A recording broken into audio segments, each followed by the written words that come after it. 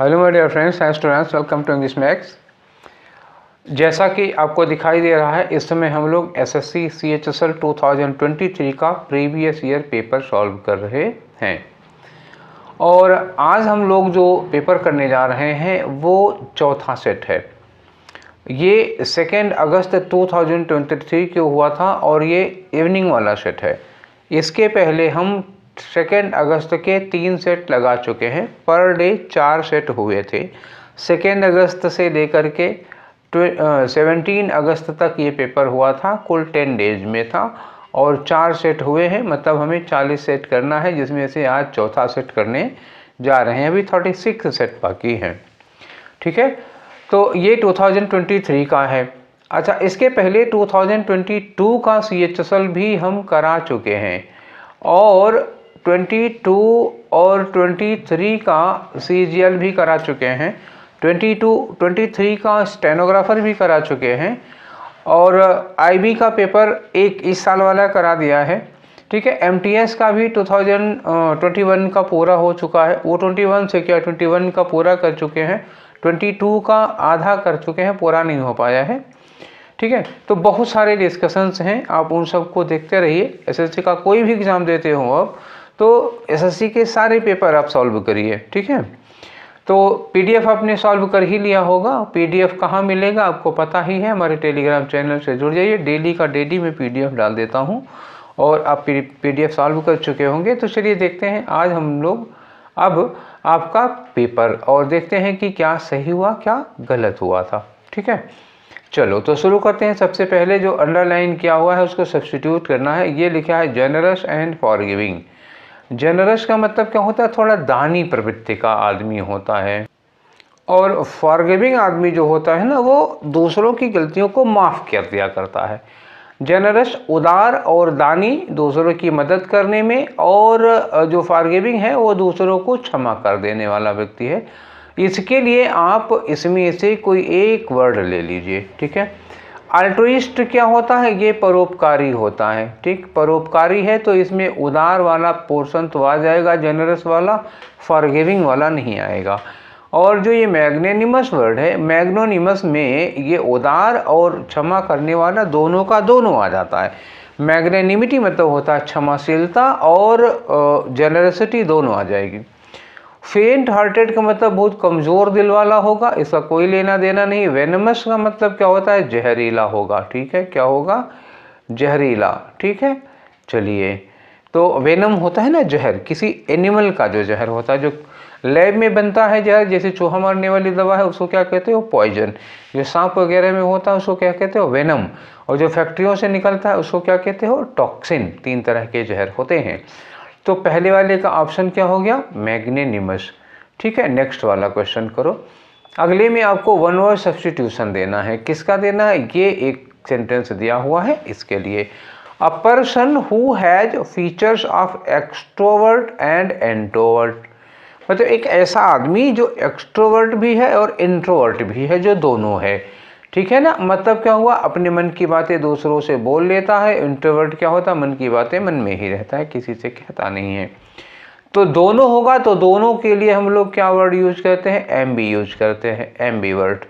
तो ये क्या हो जाएगा, एम्बीवर्ट हो जाएगा। ठीक है ना, अब यहाँ एम्बिगुअस भी लिखा हुआ है, तो एम्बीवर्ट और एम्बिगुअस में कंफ्यूज मत होइएगा। एम्बिगुअस का मतलब होता है वह चीज़ जो द्विअर्थी हो, मतलब कुछ ऐसा लिखा हुआ है, कोई ऐसा आर्टिकल वगैरह, लेख वगैरह है जो द्विअर्थी है, जिसके डबल मीनिंग निकलते हैं, वो मीनिंग स्पष्ट नहीं होती। ठीक, not clear in the meaning.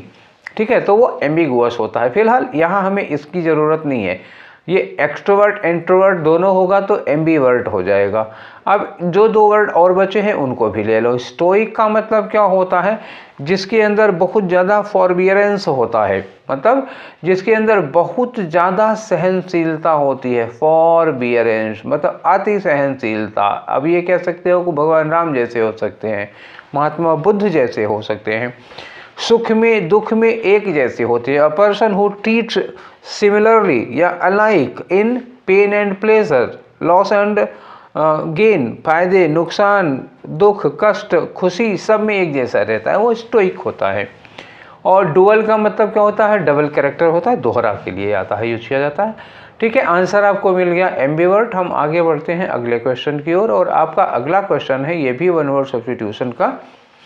किसको कन्वर्ट करना है इसमें, देखिए, something which can not be easily conquered, कोई ऐसी चीज जिसे हम आसानी से जीत ना सकें। कंकर का मतलब क्या होता है, जीतना, या जिसको आप आसानी से हरा नहीं सकते, जिसको आप आसानी से हासिल नहीं कर सकते हो, जिसको जीत नहीं सकते हो। तो एक तरह से ये कह सकते हो कि ये अजेय है या अविजित है।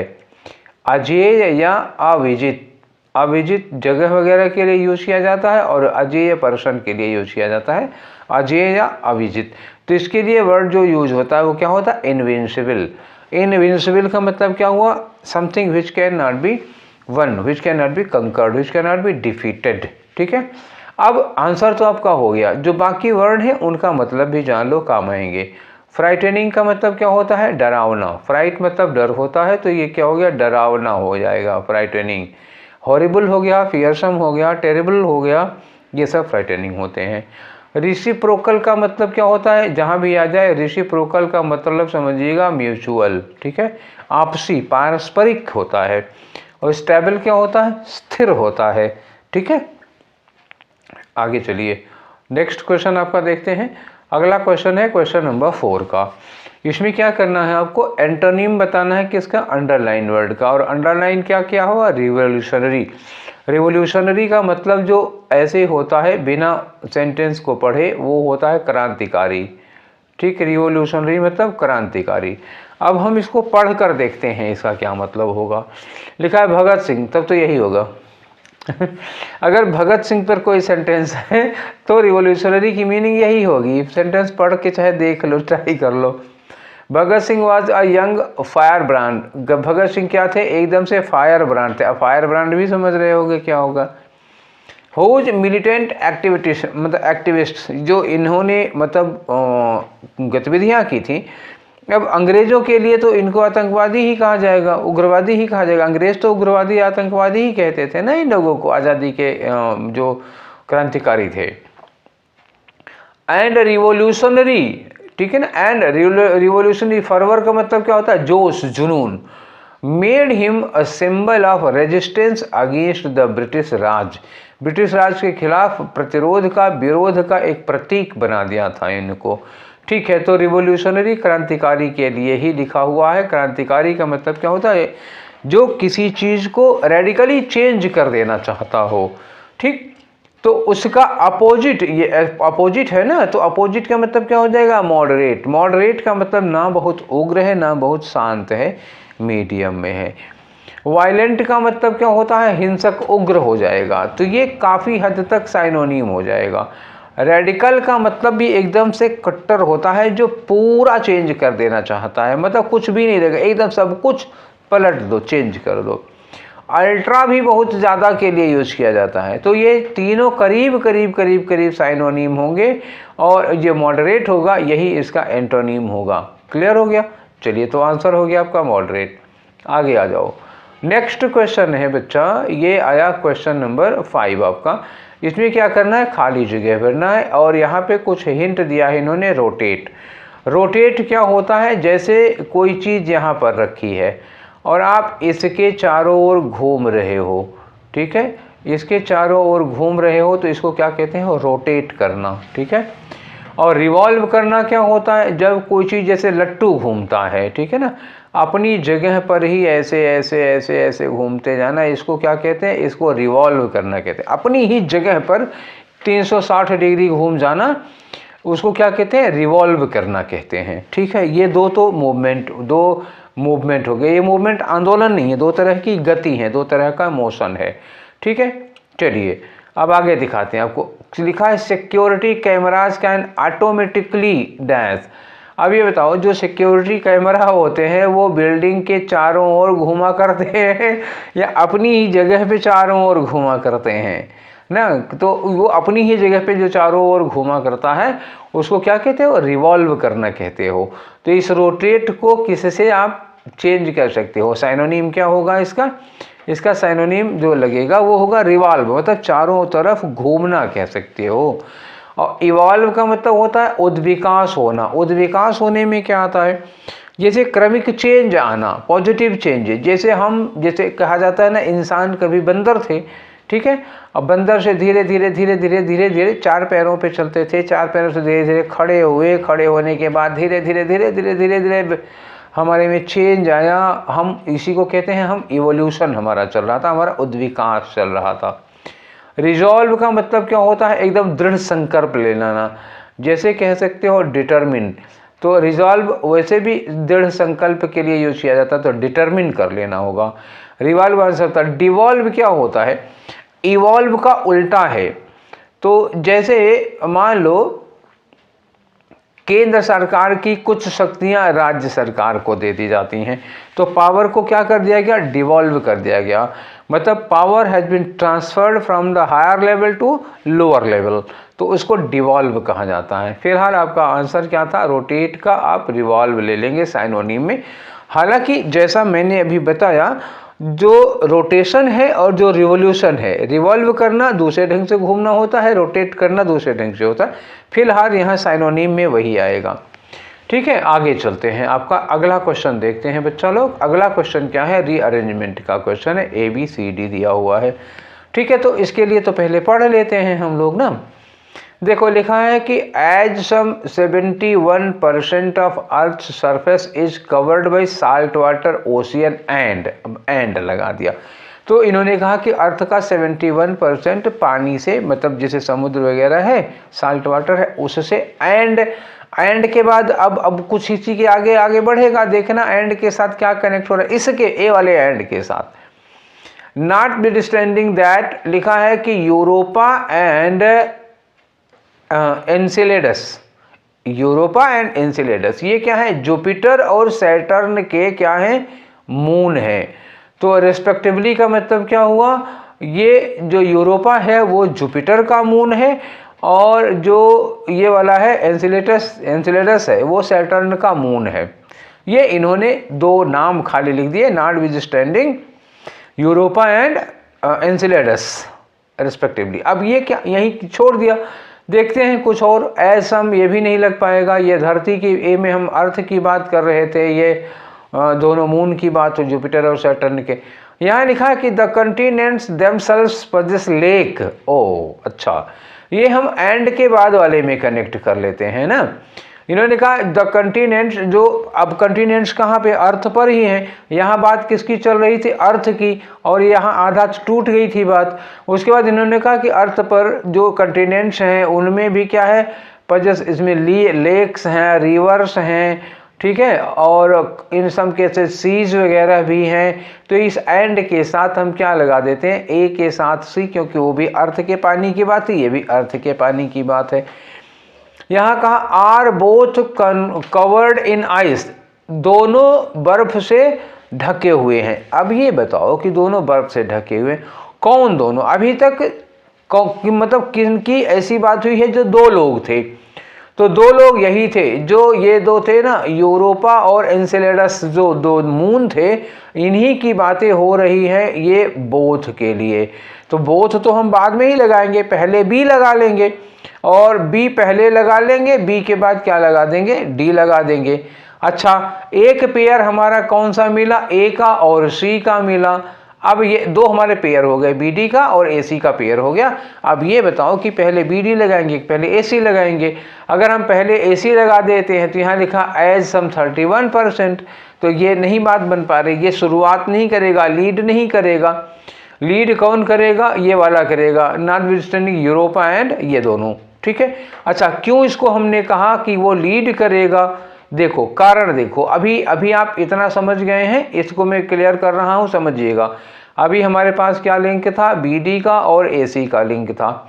अब कौन सी में बी लिंक करेगा या डी में ए लिंक करेगा, यहाँ देखना।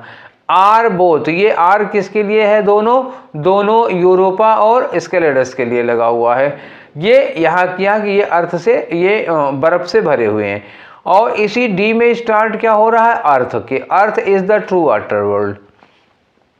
डी में अर्थ कनेक्टेड है, अच्छा, जब डी में अर्थ कनेक्टेड है तो हम यहीं जो डी में ही ए जोड़ पाएंगे ना, ऐसा तो नहीं है कि हम सी के बाद बी लगा देंगे। कनेक्शन जो ए में अर्थ का आया है वो कहाँ दिया हुआ है, ये डी में दिया हुआ है, तो इसका मतलब बी डी के बाद ही ए सी लग पाएगा। आंसर आपका कौन सा हुआ, ये बी डी ए सी। अब संतुष्ट हो गए कि नहीं हो गए? ठीक है, चलो आगे चलते हैं, नेक्स्ट क्वेश्चन लेते हैं। क्वेश्चन नंबर आपका 7 में क्या कह रहा है, क्या कह रहे हैं कि आप एक एरर बताइए। इसमें लिखा है कि he lives in 45 church street with his family. वाह, क्या क्वेश्चन है, प्रीपोजिशन का क्वेश्चन है। देखो, जब कोई एड्रेस होता है, याद रखिएगा, कोई एड्रेस दिया हुआ है तो एड्रेस के पहले अगर सेंड कर रहे हैं कोई चीज़, याद रखिएगा, कोई चीज़ सेंड करते हैं तो टू लगाते हैं एड्रेस के पहले। अगर कोई चीज़ भेज रहे हैं, जैसे चिट्ठी, जैसे हम कहें कि सेंड दिस पार्सल टू, उसके बाद एड्रेस आ जाएगा। लेकिन अगर कोई किसी एड्रेस पर रहता है तब क्या यूज किया जाता है, एट। रहने के लिए एड्रेस के पहले क्या लगाते हैं, एट लगाते हैं। तो लिव्स इन जो लिखा हुआ है वो इन नहीं होना चाहिए, एट होना चाहिए। तो आपका ये वाला जो पहला वाला है यही गलत हो गया। ठीक, क्लियर, समझ गए ना बात को? ठीक है, अब आगे आ जाओ, नेक्स्ट क्वेश्चन करते हैं। नेक्स्ट क्वेश्चन है क्वेश्चन नंबर 8। इसमें आपको क्या बताना है, साइनोनिम किसका बताना है, स्क्रूटिनी का, सॉरी सिक्योरिटी नहीं है, स्क्रूटिनी का। अच्छा, स्क्रूटिनी क्या होती है? स्क्रूटिनिंग होती है बहुत ही माइन्यूटली उसको एनालाइज किया जाता है। स्क्रूटिनिंग क्या करते हैं, माइन्यूटली एनालाइज करना। ठीक है, किसी चीज़ को माइन्यूटली एनालाइज करना, ये होता है स्क्रूटिनी। अब इसका साइनोनिम कहाँ से, यही जो 2 लाइन में है इन्हीं में से आपको देना है। हालांकि वो चारों वर्ड यहाँ भी दिए हुए हैं, फिर भी पढ़ लेते हैं। The companies strategic plan included comprehensive analysis of the market trend and consumer behaviour. तो मतलब क्या होता है, बहुत ही माइन्यूटली एनालिसिस करनी है मार्केट ट्रेंड को और कंज्यूमर बिहेवियर को।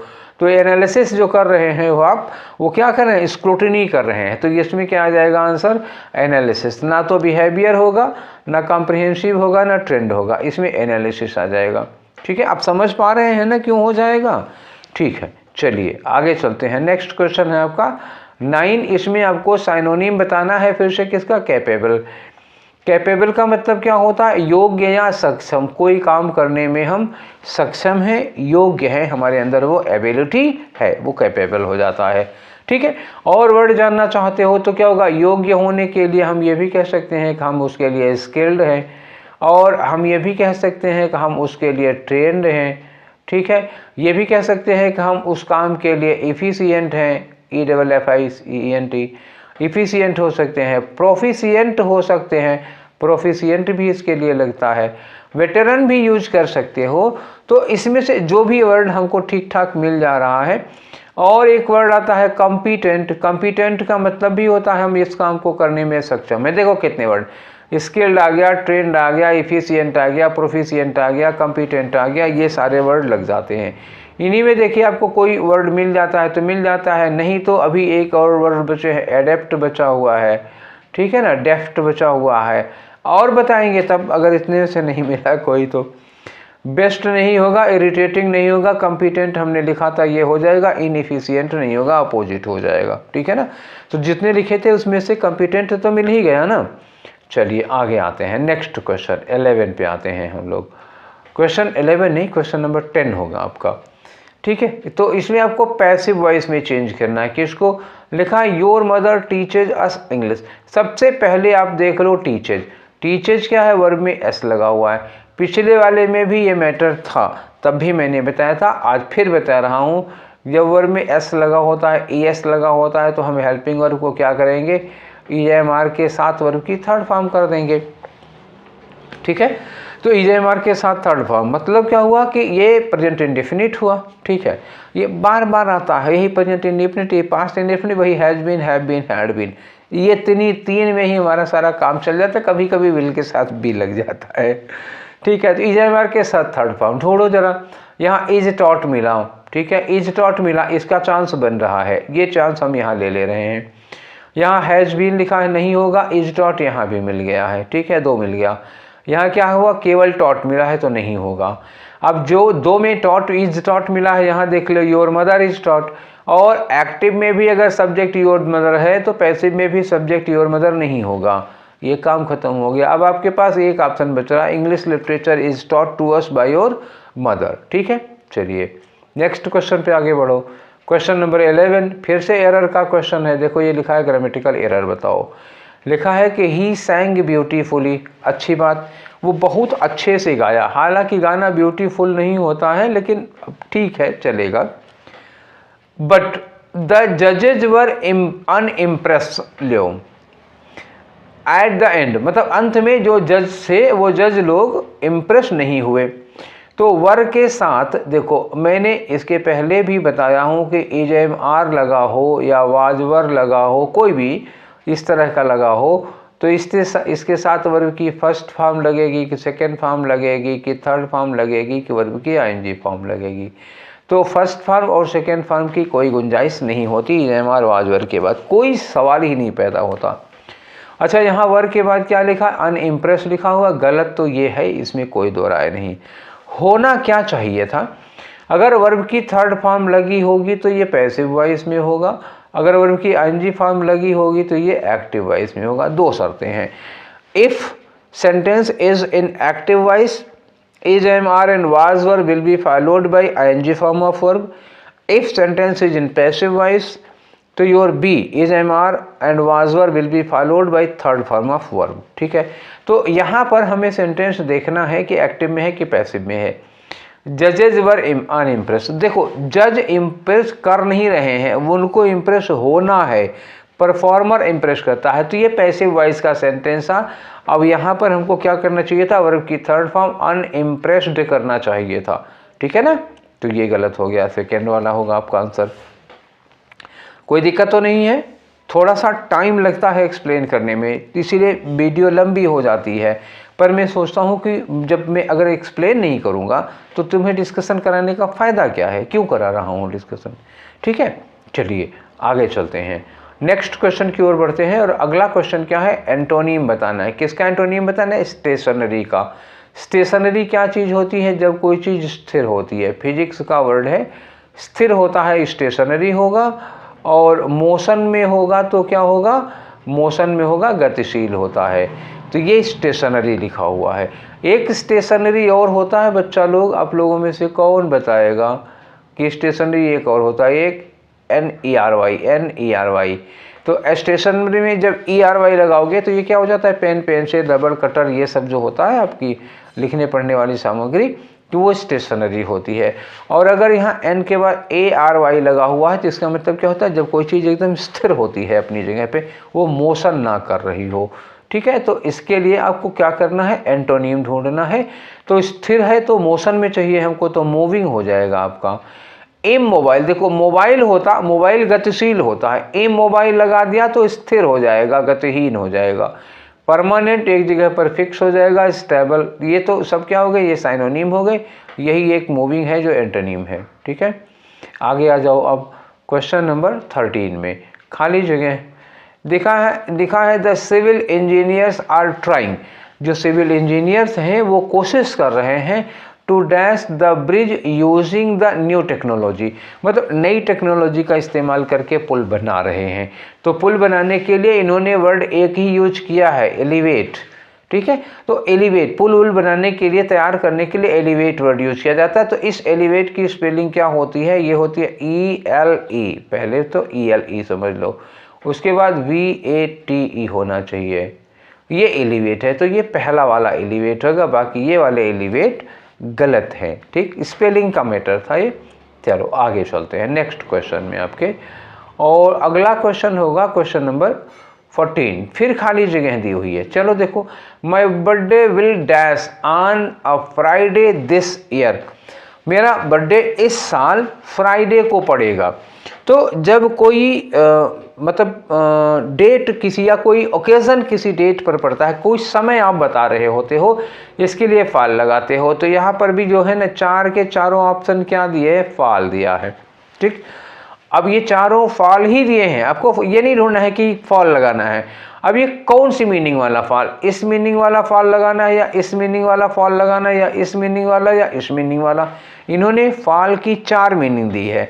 अब यहाँ बताना है आपको कि कौन सी मीनिंग वाला फॉल यहाँ पर लगेगा। ये तो क्वेश्चन एकदम 2 कौड़ी का क्वेश्चन हो गया।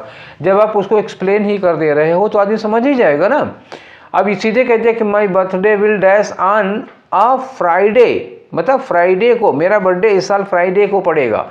अब पहला वाला फॉल देख लो, to go down into the ground suddenly, ये तो ये वाला फॉल गिरने वाला हो गया, तो ये तो होगा नहीं कि फ्राइडे को मेरा बर्थडे गिरेगा। अब दूसरा देखो, to come at a particular time या happen in a particular place, तो ये फॉल होता है। तो हमको यही वाला to come at a particular time और बता दिया इन्होंने फ्राइडे को होगा वो।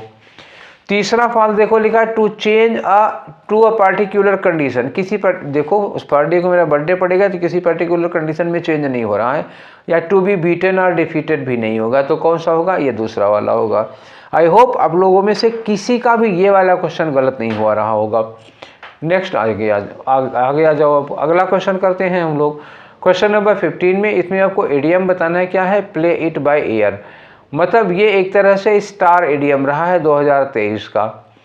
कोई एग्ज़ाम नहीं जिसमें ये पूछा न गया हो। कुछ ऐसे इडियम्स हैं जो बहुत पूछे गए हैं। एक जैसे स्टार्म इन टी कप, उस दिन भी बताया था और एक बार फिर बता दे रहा हूँ, स्टार्म इन टी कप, ये कई बार पूछा गया। एक बाइट द डस्ट, एक क्या है, बाइट द डस्ट, ये बहुत बार पूछा गया। धूल चाटना, धूल फाँकने के लिए आता। एक वर्ड बहुत आता है, hit on the nail of head, sorry hit on the head of nail, ये वाला है। ठीक है, एकदम सटीक कार्रवाई करना। और प्ले इट बाय एयर, ये 3-4 ऐसे हैं जो 2023 के स्टार इडियम थे।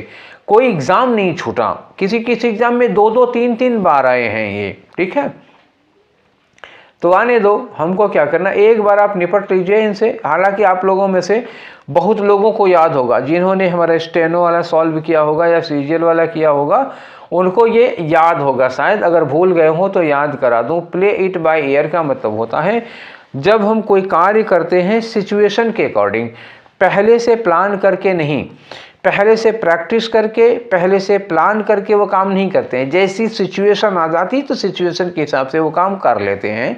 ये प्ले इट बाय ईयर हो गया। तो ओबे द रूल ब्लाइंडली बिल्कुल नहीं होगा। एक्ट एज सजेस्टेड, ये तो प्ले इट बाय ईयर नहीं होगा। डिसकंटिन्यू इम्पल्सिवली भी नहीं होगा। परफॉर्म विदाउट एनी रिहर्सल, बिना पहले से प्रैक्टिस किए, बिना पहले से रिहर्सल किए हम कोई काम करते हैं तो क्या होता है, प्ले इट बाय ईयर। ठीक, चलिए नेक्स्ट करते हैं। तो हमारा अगला क्वेश्चन है क्वेश्चन नंबर 16 में एक बार फिर से रीअरेंजमेंट का क्वेश्चन है। तो चलिए पढ़ लेते हैं एक बार इसको, फिर लगाते हैं। लिखा है with the occult and the satanic with in turn, आगे लिखा ओज मच आल्सो टू, ये आल्सो पर ध्यान रखिएगा। लिखा है Poe's work owes much to the concern of romanticism. Romanticism क्या होता है, छायावाद। पोएम में, लिटरेचर में रोमांटिसिज्म छायावाद है।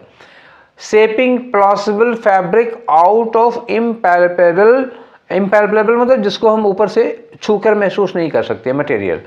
लिखा his own feverish dream to which he applied a rare faculty of. तो फैकल्टी आपके बाद सीधे लगाओगे, शेपिंग प्लॉसिबल फैब्रिक, ये लगेगा। अच्छा, इसमें आप क्या करो ना, सबसे पहले स्टार्टर देखो, with the occult and the Satanic which in turn ओज टू, कहाँ से, इसे स्टार्ट ही नहीं हो पा रहा है sentence. Poe's work owes must to the concern of romanticism, ये स्टार्ट कर देगा।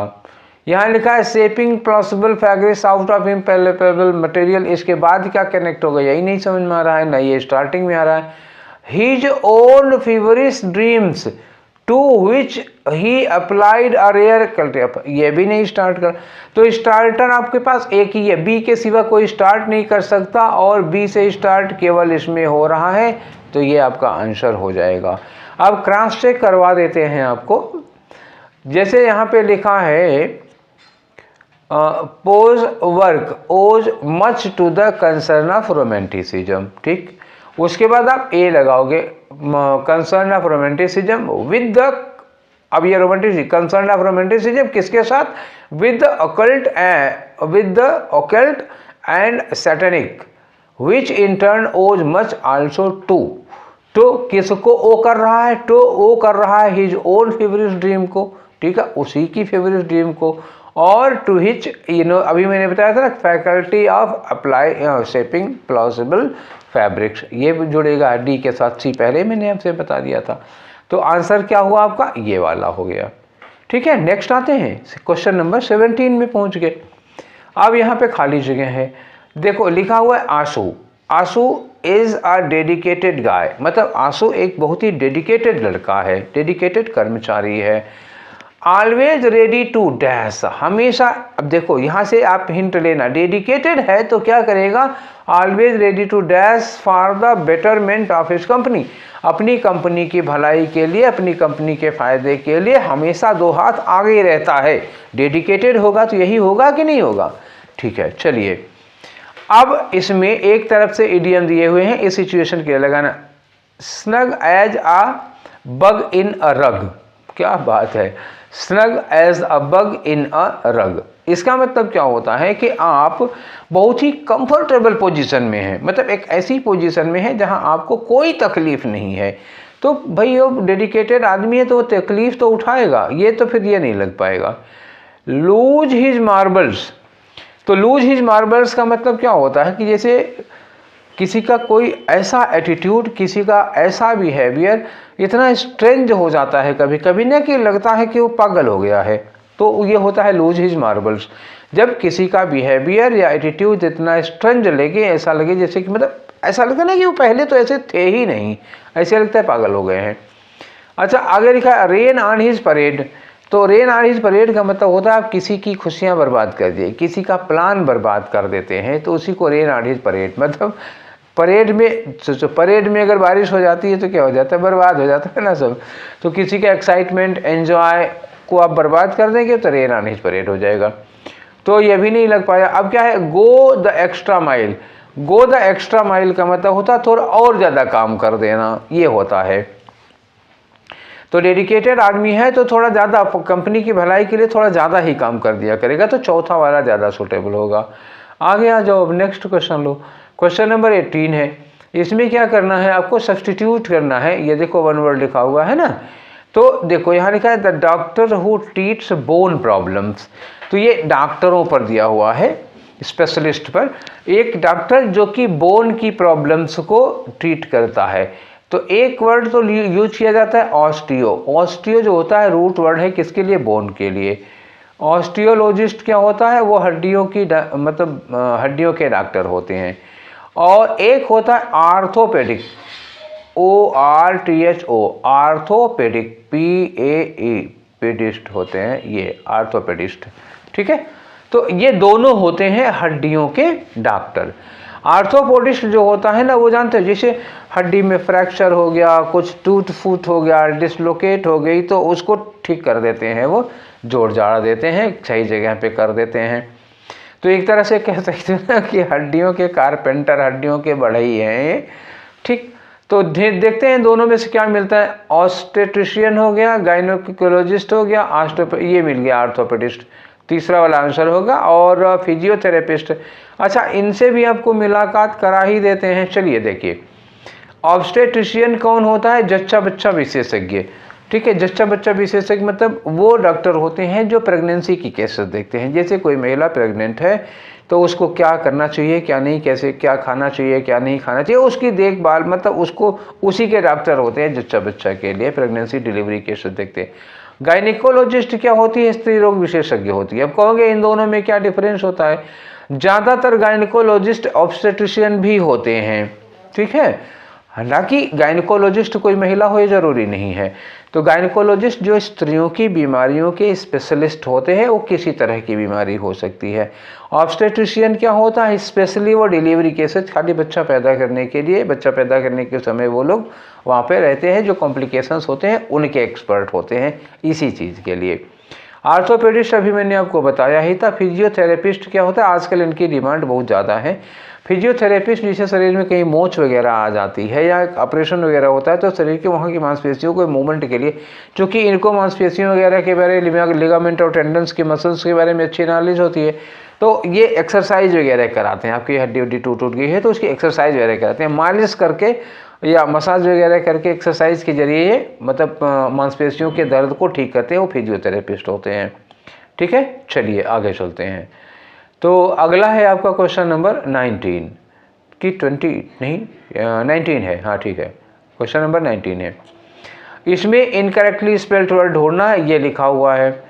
अब इसमें इनकरेक्टली स्पेल्ड वर्ड ढूंढो, यहाँ से नहीं पता चलेगा, क्योंकि इसमें क्या करते हैं ना, यहाँ जो करेक्ट होगा उसको यहाँ इनकरेक्ट कर देंगे और जो यहाँ इनकरेक्ट होगा उसको यहाँ करेक्ट कर देंगे। तो ऐसे पे आप ढूंढ सकते हो ये देख करके इसमें किसकी स्पेलिंग करेक्ट है, ऐसे अगर आप देखना चाहो तो ऐसे ढूंढ सकते हो। ठीक है, पहले यहाँ से हम लोग, लेकिन आसान होगा कि पढ़ के देखें। योर लैक ऑफ नॉलेज, ठीक है, ऑफ रिसेंट एडवांसेज, ठीक है, इन टेक्नोलॉजी विल, ये भी ठीक है। इज आ सेटबैक, गलत है। फॉर योर बिजनेस, सही है। पिछली बार तो बिजनेस की पूछा था ना, याद करो, अभी पिछले वाले सेट में बिजनेस की स्पेलिंग पूछा था, तब मैंने आप लोगों को बताया था कि बिजनेस की स्पेलिंग क्या होगी।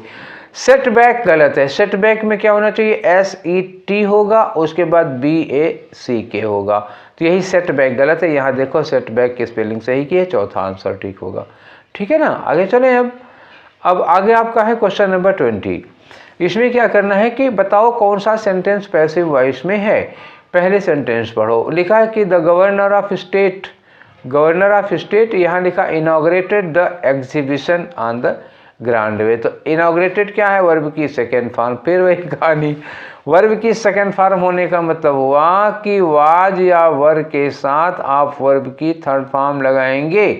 पहला अटैक किस पे, वर्ब पे। ढूंढो वाज वर के साथ थर्ड फॉर्म, तो यहाँ हैड बीन दिया है, नहीं होगा। यहाँ सीधे इनॉग्रेटेड लिख दिया, नहीं होगा।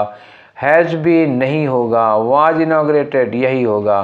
ठीक है, कुछ नहीं, कोई सेंटेंस ही नहीं पढ़े, ये हो गया ना काम यहाँ से। इसीलिए कहता हूँ कि जब आप एक्टिव पैसिव या डायरेक्ट इनडायरेक्ट कर रहे हो तो फर्स्ट अटैक किस पर आप सीधे पैसिव वर्ब पे कर दो।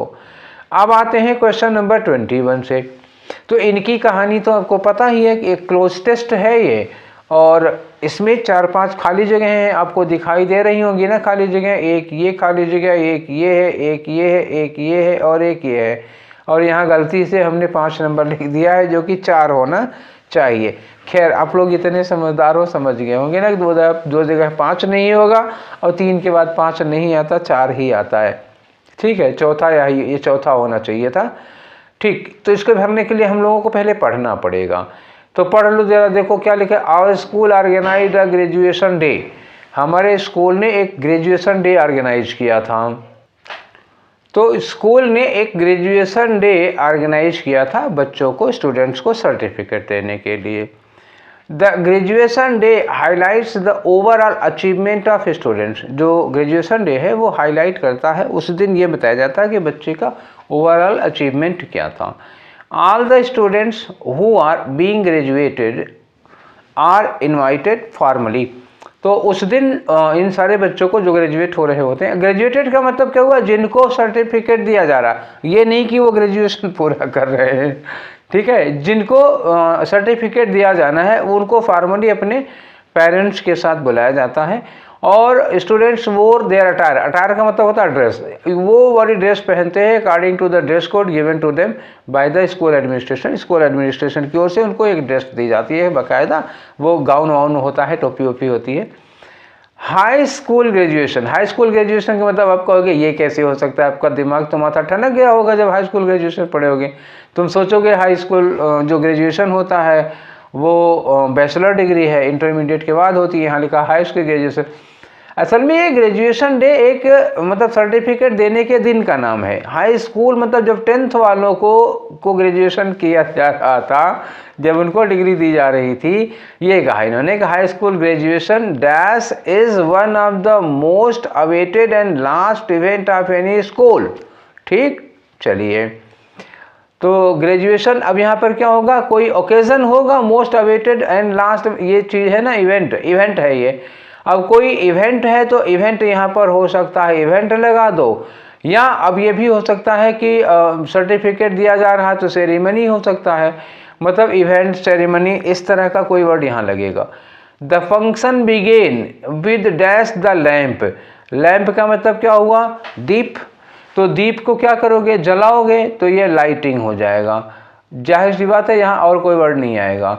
शुरुआत होता है समारोह की, चूंकि स्कूल की बात है तो दीप जला करके प्रोग्राम की शुरुआत होते हैं। फॉलोड बाई, उसके बाद क्या होगा, डिस्ट्रीब्यूशन ऑफ सर्टिफिकेट, उसके बाद सब बच्चों को सर्टिफिकेट डिस्ट्रीब्यूट किया जाता है इन अ वेरी सिस्टमेटिक वे। हमारे प्रिंसिपल साहब, जैसे कि प्रिंसिपलों की आदत होती है, उसके बाद स्पीच देंगे, ठीक है। तो our principal made a long and dash speech. अब ध्यान रखना, एंड के पहले क्या लगा है, लॉन्ग, तो एंड के बाद क्या होगा, dash speech. And blessed us, and के बाद क्या है, हम लोगों को आशीर्वाद दिया, तो यहाँ बड़ी अच्छी स्पीच होगी, बढ़िया सी। Blessed us for the future dash, तो हम फ्यूचर में कुछ करेंगे, ये 4 नंबर है। फ्यूचर में हमारे मतलब फ्यूचर के जैसे कामों की सफलता के लिए या फ्यूचर में हमारे कैरियर की सक्सेस के लिए उन्होंने ब्लेस किया। On behalf our graduating class, जो हमारी क्लास जो उस दिन ग्रेजुएट किया जा रहा था, जिसको सेरेमोनाइज किया जा रहा था, जिसको सर्टिफिकेट्स दिए जा रहे थे, तो उनकी ओर से आवर क्लास रिप्रेजेंटेटिव, हमारे क्लास के रिप्रेजेंटेटिव जिसको मॉनिटर कहते हैं, extended a vote of thanks to show dash to all staff members, सारे स्टाफ मेंबर्स को, सारे टीचर्स को, जो प्यून वगैरह होते हैं, सबको क्या कहते हैं, सबको उस दिन मतलब थैंकफुलनेस, एक होता है ना ग्रेटिट्यूड, ऐसे ही मतलब धन्यवाद के तौर पर एक मतलब वो दिया जाता है, वोट दिया जाता है उस दिन, ठीक है। वोट वो चुनाव वाला वोट नहीं है, मतलब धन्यवाद ज्ञापित करते हैं, ये चीज़ है। One of the parents expressed their experience and views, एक पेरेंट ने भी अपने एक्सपीरियंस और अपने व्यूज को शेयर किया। At last all the students, parents and staff members had lunch together, बाद में सब कोई खाए पिए, खा पी के अपने अपने घर चले गए, ठीक है। एक तरह से फेयरवेल पार्टी समझ लो ये चीज़, ठीक है। तो चलो अब एक तरफ से इसको हम लोग भरते हैं। सबसे पहले में क्या होता है कि high school graduation dash is one of the most awaited event है, ठीक है ना, स्कूल की इवेंट है।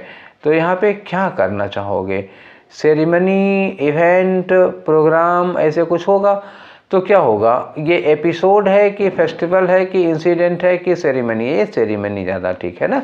ये कोई फेस्टिवल तो है नहीं, स्कूल की ओर से ऑर्गेनाइज किया जा रहा है। फेस्टिवल जो होता है वो समाज द्वारा एक्सेप्टेड होता है ना, स्कूल के लिए नहीं होता है, तो फेस्टिवल नहीं है, ये सेरेमनी। स्कूल में कोई वो समारोह मनाया जा रहा है, खासतौर से सर्टिफिकेट दे रहे हो तो ये सेरेमनी होगी ना, एपिसोड और इंसिडेंट नहीं होगा।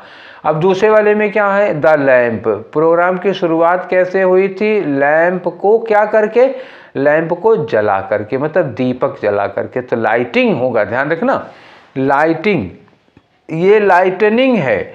जब EN लगाओगे, लाइटनिंग, LIGHTENING, लाइटनिंग का मतलब होता है भार कम करना। जैसे हम अपने सर पे 10 किलो का बोझ लिए हैं और कोई कहे कि अच्छा 5 किलो हमको दे दो, हम ले लेते हैं, तो बोझ को कम करना, भार को कम करना होता है।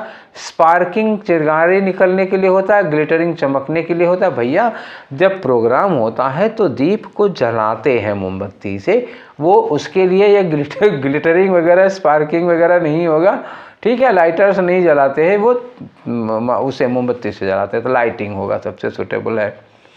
तीसरे में क्या होगा कि प्रिंसिपल साहब ने एक स्पीच दिया था, है कि नहीं, एंड ब्लेस्ड क्या लिखा हुआ था, और एक मतलब कैसी स्पीच होगी, प्रिंसिपल साहब की स्पीच कैसी होगी, जरा सिचुएशन एक बार और देख लो। ये है प्रिंसिपल साहब की स्पीच, यहाँ पर लिखा हुआ है कि प्रोग्राम के लास्ट में our principal made a long and dash speech and blessed, एक लंबी और डैश स्पीच दी थी और हमको आशीर्वाद दिया था। अब बताओ क्या लगाओगे, long dash speech and blessed, self praising, अपनी ही तारीफ करेंगे प्रिंसिपल, नहीं, एनकरेजिंग, बच्चों को का मनोबल बढ़ाने के लिए, प्रोत्साहित करने के लिए, हाँ, या ये हो सकता है। बोरिंग स्पीच, रोज भले होती हो, उस दिन वाले को बच्चे बोरिंग नहीं कहेंगे, क्योंकि बाद में उन्होंने ब्लेस किया है ना, आशीर्वाद भी दिया है, तो ये बोरिंग स्पीच नहीं होगी। और डिप्रेसिंग डिस्करेज करने वाली स्पीच तो बिल्कुल नहीं होगी। उस दिन क्या करते हैं, वो एनकरेज करने वाली स्पीच देते हैं, मनोबल बढ़ाते हैं, आगे चल के ऐसे ही मतलब बड़ा बड़ा काम करो और नाम रोशन करो। ठीक है, अब आगे आ जाओ, 2 क्वेश्चन और बचे हुए हैं। तो उन्होंने आशीर्वाद दिया, किसके लिए आशीर्वाद दिया था, यहाँ ध्यान देना। और यहाँ लिखा है कि ब्लेस्ड अस, हमको आशीर्वाद दिया, for future dash, for future का मतलब हम भविष्य में जो भी काम करें उसमें हमको सफलता मिले। तो इसके लिए जब आशीर्वाद देंगे तो इसमें से कौन सा वर्ड लगाओगे, फॉर फ्यूचर एंडीवर्स। एंडीवर का मतलब क्या हुआ, हमारे जो भी अटेम्प्ट होंगे, हमारी जो भी कोशिशें होंगी, जो भी हम प्रयास करेंगे। नेगलेक्ट्स तो लगेगा नहीं, एंटरटेनमेंट, हमारे फ्यूचर के एंटरटेनमेंट के लिए उन्होंने आशीर्वाद दिया, बिल्कुल नहीं। रुइंस मतलब बर्बादी के लिए, क्यों भैया। तो हमारे फ्यूचर के एंडीवर, जो हमारे एफर्ट्स होंगे, जो हमारी कोशिशें होंगी, जो हमारा एंटरप्राइज होगा, उसकी सफलता के लिए उन्होंने आशीर्वाद दिया है। तो बच्चों ने अपनी ओर से उन लोगों को क्या दिया होगा, धन्यवाद का ज्ञापन, सारे टीचर को, सारे स्टाफ को क्या दिया होगा, ग्रेसियस, वोट फॉर ग्रेसियस या वोट फॉर ग्रेटिट्यूड, तो वोट फॉर ग्रेटिट्यूड होगा। ठीक है ना, ये धन्यवाद ज्ञापन होता। आप लोगों ने हमको पढ़ाया, इस लायक बनाया, हम सब आपके आभारी हैं, इस तरह से लोग बोलते हैं। मैं भाषण नहीं दे रहा हूँ, ठीक है। और कर्टियस नहीं, vote for courteous, vote for great नहीं होगा, वोट फॉर क्या होगा, वोट फॉर ग्रेटिट्यूड होगा। आप लोगों ने जो भी हमारे साथ किया उसके लिए हम आपके शुक्रगुजार हैं, आभारी रहेंगे जीवन भर। ठीक है, चलो, तो 25 क्वेश्चन हमारा आज भी हो गया। 25 × 4 = हम 100 क्वेश्चन कर चुके हैं। क्लियर हो गया। कितने क्वेश्चन करने हैं भैया, 40 सेट, 50 जोड़ दो, तो 40 सेट 25 जोड़ो, 40 सेट का 25 जोड़ोगे तो कितना हो जाएगा, 1000 क्वेश्चन होगा कि नहीं होगा, बोलो। 1000 क्वेश्चन करना है, सोच लो। तो इसमें से 100 क्वेश्चन हुए हैं, 1/10 हुआ है। ठीक है, कोई बात नहीं, धीरे धीरे वो भी ख़त्म हो जाएगा। तो आज का सेशन आप लोगों को कैसा लगा, इसके पहले का कैसा लगा, अपनी राय ज़रूर दीजिएगा। और सबके सब लोग इसको लगाओ। और जो एडियम्स वगैरह आते हैं अलग से, जो कुछ नया मिले आपको तो नोट करते रहिएगा। जो आते हैं उनको छोड़ो, जो नए मिलते हैं कभी तो उन्हें नोट करते चलिएगा। और पूरे भी मत नोट करते चलो कि आप रजिस्टर नहीं, पूरा एक मतलब रजिस्ट्रार बना डालते हैं कमरे को। तो ये सब करने की ज़रूरत नहीं है। ठीक है, तो फिर हम लोग कल मिलेंगे। आज 2 तारीख का डिस्कशन पूरा हो गया, जो 2 अगस्त वाला था उसके 4 सेट हो गए। कल हम लोग स्टार्ट करेंगे क्या, 3 अगस्त का। तो 3 अगस्त में 3 अगस्त का 1st, 2nd, 3rd, 4th वो पूरा करेंगे। फिर 4th अगस्त का करेंगे, ऐसे करते करते करते करते चलेंगे। तो ये सेशन यहीं पर वाइंड अप करते हैं, फिर मिलेंगे हम लोग कल वाले सेशन में। Take care, thank you.